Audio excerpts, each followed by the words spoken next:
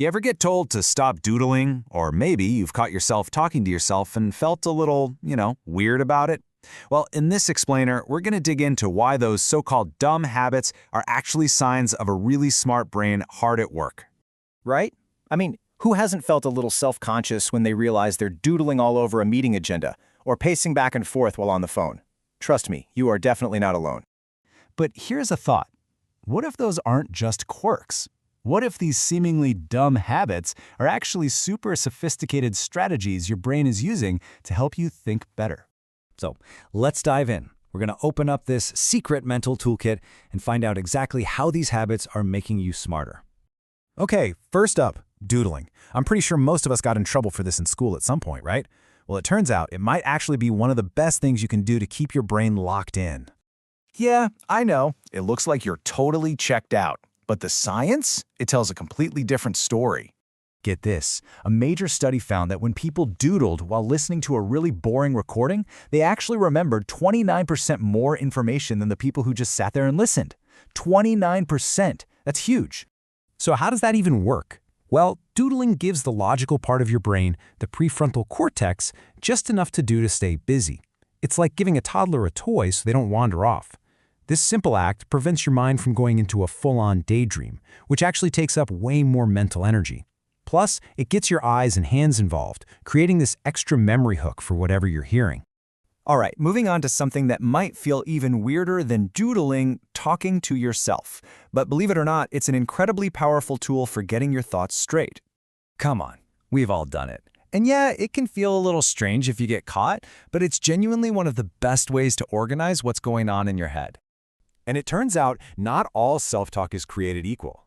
You've got your informational self-talk. Like when you're trying to assemble some IKEA furniture and you're like, okay, part A goes into slot B. Then there's motivational self-talk, which is you psyching yourself up for that last rep at the gym. But then there's self-distancing, and this is where it gets really cool for handling stress. So here's the secret sauce. When you use your own name or you say, you can do this, it creates what scientists call a friend effect.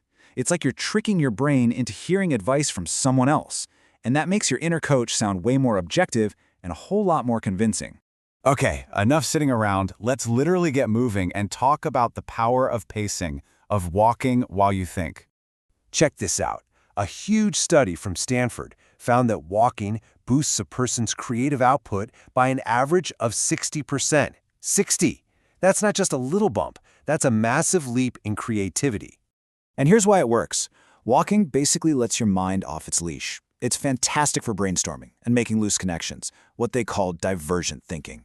It's not so great for tasks where you need intense laser focus. That's why famous thinkers like Steve Jobs and Nikola Tesla were huge fans of walking. I love this quote, "Walking makes ideas, sitting finishes them." So next time you're stuck on a problem, seriously, just go for a walk. But hey, what about when your mind wanders off and you don't even have to get up from your chair? Well, that's your default mode network, or DMN, kicking in. And let me tell you, this system is anything but off. When you zone out, your DMN is actually firing up.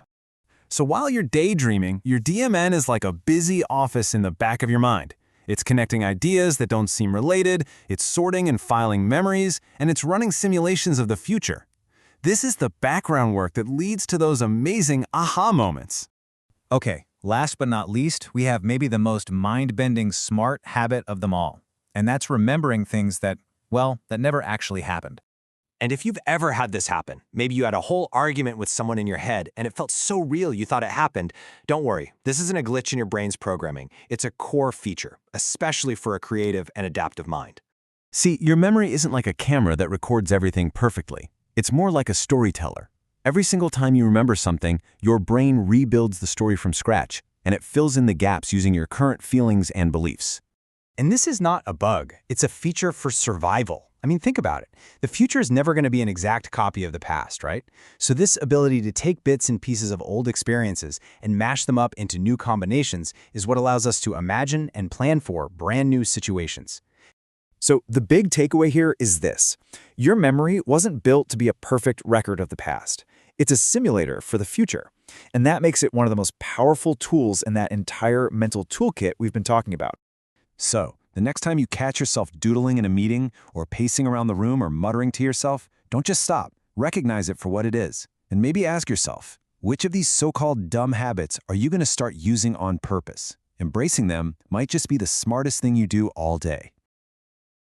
Don't forget to like and subscribe for more How Meets History.